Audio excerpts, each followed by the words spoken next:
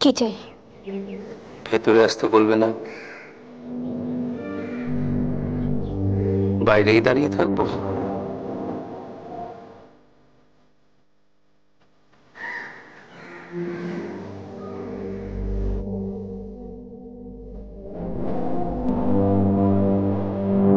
সেটা কি শোভন হবে?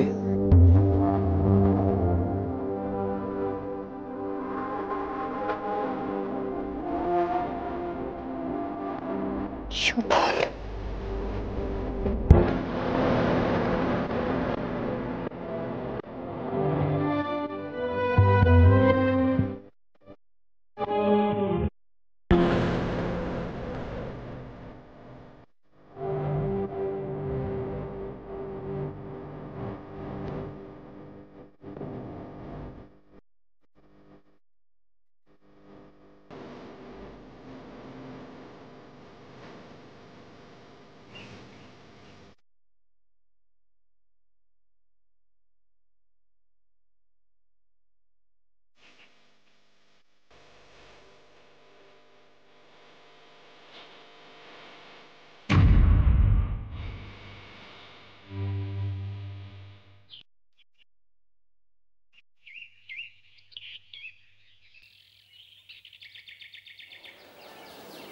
দেশপ্রিয় বালিকা বিদ্যালয়ে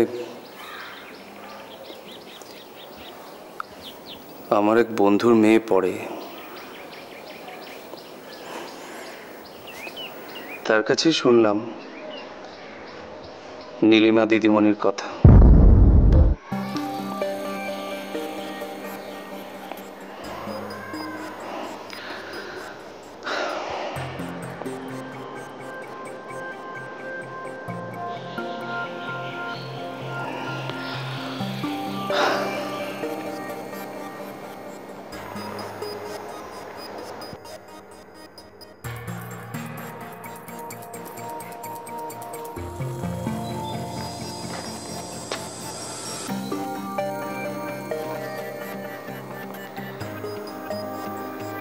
আসলে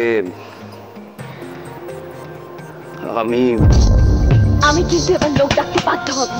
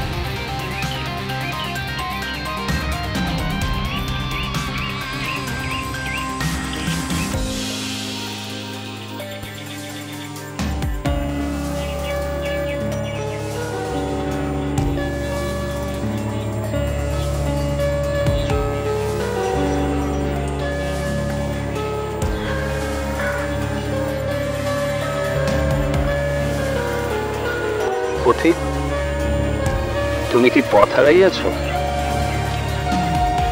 তাদের হোটেলটা ওইদিকে।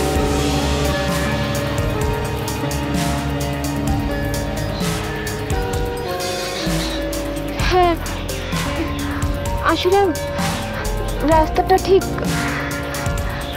জায়গাটা এত সুন্দর না, দেখতে দেখতে অনেক দূর চলে এসেছি। এটাই তো মানুষের ট্র্যাজেডি। সুন্দরের প্রলোভনে পড়েই মানুষ বারে বারে পথ হারায়। আর সেই সময় কপালকুণ্ডলার গল্পের মতো কোন এক নারী বা পুরুষ এসে পথ দেখিয়ে দেয়। আলাপটা সেরে নি। আমি পবিত্র সপ্ততীর্থ। আপনারা যে হোটেলে উঠেছেন তার পাশেই গার্ডেন ভিউ লজে আমরা উঠেছি। কিছু মনে করবেন না, গতকাল যখন টাঙা থেকে নামছিলেন অযাচিত ভাবেই দেখে ফেলেছি। সঙ্গে কারা? বাবা মা? আমার বাবা আর মা। আমি নীলিমা চক্রবর্তী। একটা কথা জিজ্ঞেস করবো, যদি কিছু মনে না করেন? বলুন না। আপনার পদবিটা ঠিক কি? আসলে আমার পদবিটা এমন, 3 বার না শুনলে কেউ মনে রাখতে পারে না। আমার নাম পবিত্র সপ্ততীর্থ, আর আমার বাবার নাম জয়দেব সপ্ততীর্থ।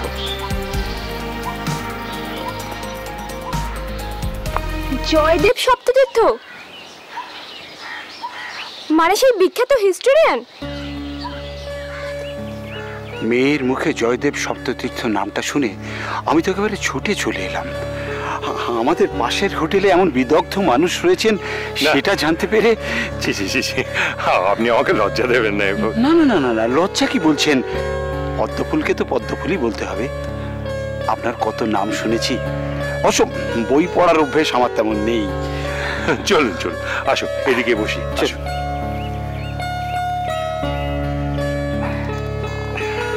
আমি আপনার ভারতের ইতিহাস বইটা পড়েছি। তাই? আচ্ছা আচ্ছা, খুব ভালো। আমার স্ত্রী আর ছেলে একটু বেরিয়েছে কেনাকাটা করার জন্য, নতুন জায়গায় এলে যা হয় আর কি।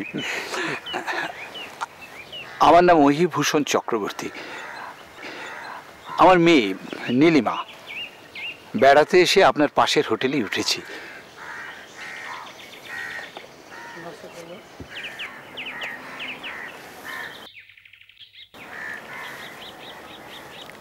থাক মা, থাক থাক। তুমি কি ইতিহাস নিয়ে পড়াশোনা করো?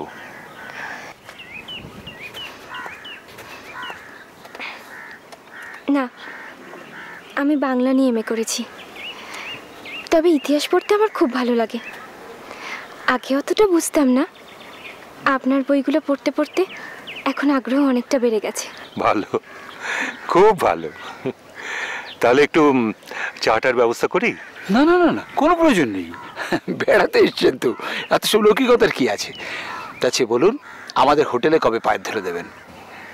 না চক্রবর্তী মশাই, এবারে তো হচ্ছে না, আমরা তো কালই রওনা হয়ে যাচ্ছি। ও, কালই চলে যাচ্ছেন না? যদি কিছু না মনে করেন, আপনার কলকাতার ঠিকানাটা একটু দিয়ে যান, ফিরে গিয়ে তাহলে যোগাযোগ করতে পারবো। বেশ, তুমি লিখে নাও তোমা আমার ঠিকানাটা, আর তোমাদের ঠিকানাটাও আমাকে লিখে দিও।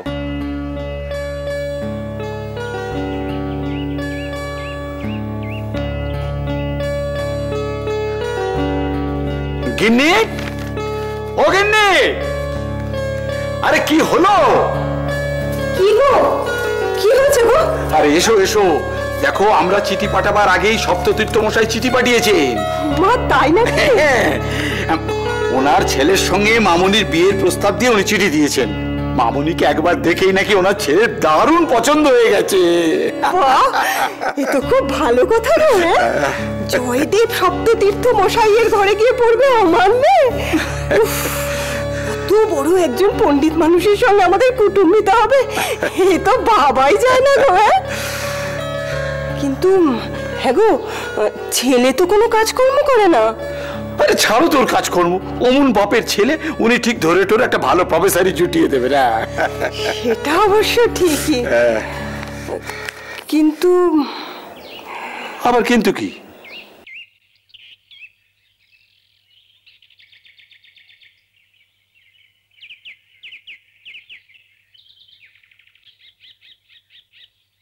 কিন্তু কি হলো?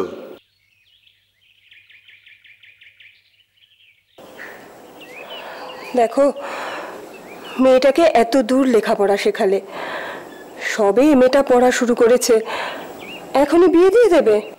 এমএ কি বলছো? মেয়ে যদি সপ্ততীর্থ মশাইয়ের ভালোবাসা পায় তাহলে দেখতে হবে না, উনি একেবারে ডক্টরেট করিয়ে ছাড়বেন। অবশ্য আমাদের মতটাই তো সব নয়, মেয়ের সঙ্গে একটু কথা বলো, ওর মতটাকে একটু জানবার চেষ্টা করো। হ্যাঁ, সে তো বটেই। ও পড়তে গেছে, পড়ে ফিরুক, দেখি ও কি বলে। দেখো, মেয়েকে বসিয়ে না রেখে পড়াতে হয় তাই পড়াচ্ছি। মেয়ের রোজগারে খাওয়ার তো কোনো ইচ্ছে নেই। আর একটা পাশ করার জন্য এইভাবে যাচা লক্ষ্মীকে পায়ে ঠেলার কোনো মানে হয়? বিয়েটাই তো আসল কথা। তোমার মেয়ে এমএ পাশ করলো কি না করলো এটা কেউ দেখতে যাবে না। কিন্তু ছেলে কতদূর পড়াশোনা করেছে সেসব কথা তো কিছুই চিঠিতে লেখেনি। ঠিক আছে, ঠিক আছে, সেসব পরে জানা যাবে। আগে ওনার চিঠি প্রাপ্তি স্বীকার করে আমাদের সম্মতি জানিয়ে একটা চিঠি পাঠিয়ে দিই। তারপর তো হাজার কথা রইলই, সে যাকে বলে বিয়ের হাজার কথা। তবে সবার আগে ওই দেনা পাওনার কথা বলতে একবার তো ওনার বাড়ি যেতে হবে।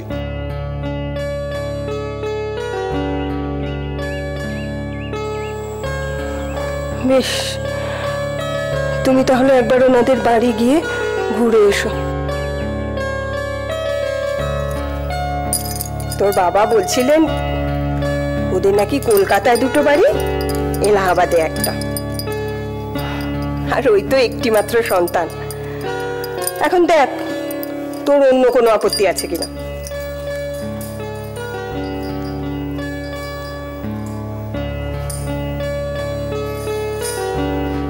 অন্য আবার কি আপত্তি থাকবে? শোন, তোর বাবা ওদের সঙ্গে কথা বলে এসেছেন, ওরা রোববার আসবেন। ছেলেও কিন্তু আসবে সেদিন। আমি বাপু একটা ব্যাপারে খুব নিশ্চিন্ত, যে ছেলের ব্যবসা যত যাই হোক মাথায় তো আর আকাশ ভেঙে পড়বে না। আর তোর বাবা তো ছেলে আর তার বাবার প্রশংসা একেবারে পঞ্চমুখ।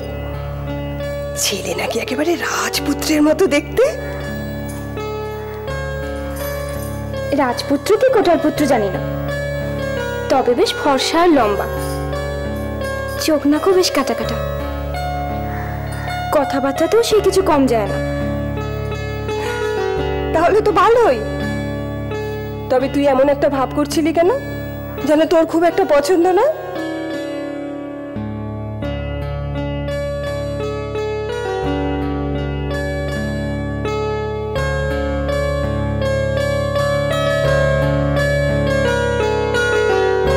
দিদি, সেই দাদাবাবু এসেছেন, বাইরের ঘরে বসিয়েছি, চা দেব? না, তুই বলে দে যে আমার শরীরটা আজকে ভালো নেই, উনি যেন অন্যদিন আসেন। আচ্ছা, ঠিক আছে।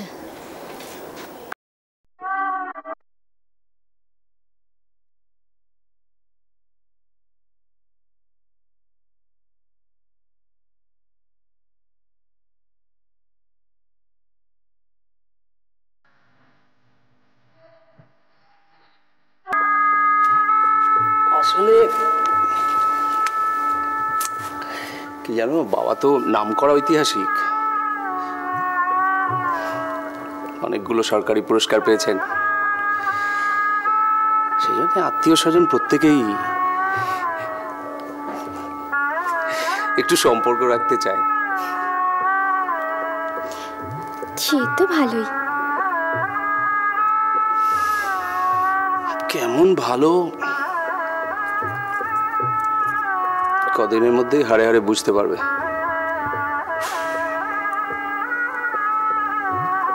তবে আমার সাথে তুমি বুঝি খুব রাগি? দুদিন যাক না, সেটাও বুঝতে পারবে।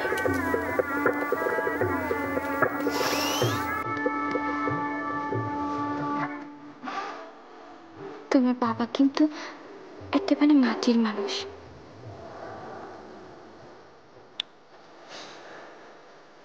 মাটির মানুষ বলেই তো মুশকিল।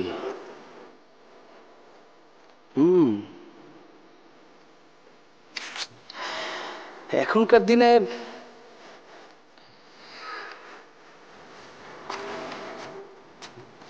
মাটির মানুষ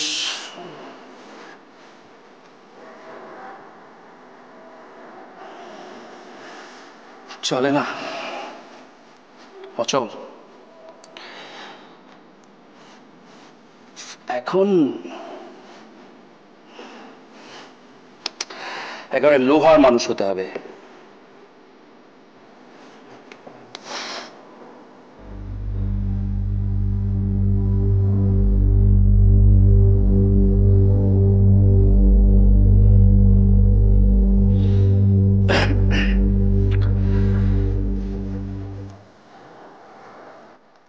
তোমায়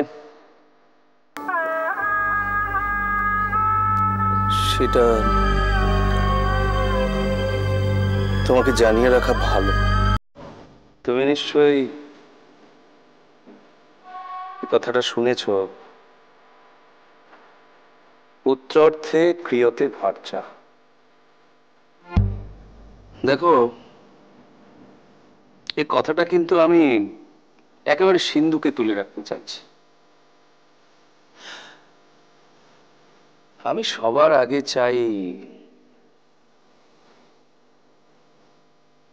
গণেশের কৃপা, তারপরে চাই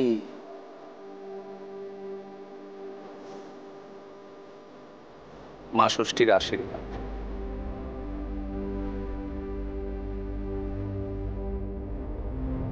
সে ঠিক আছে। ঠিক আছে মানে কি? কথাটার অর্থটা বুঝতে পারছো তো?